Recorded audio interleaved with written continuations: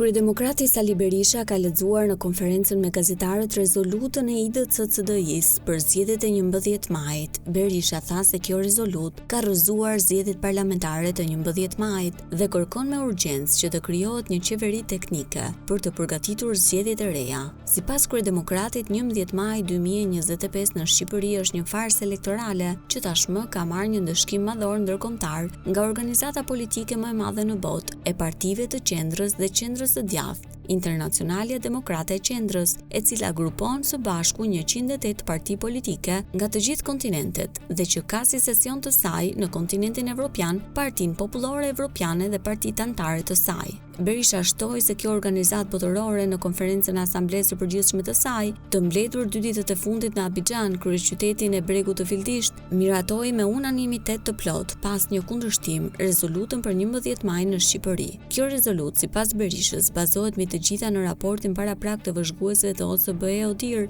Asamblesë Parlamentare të OSBE-s, Parlamentit Evropian dhe Asamblesë Parlamentare të Këshillit të Evropës.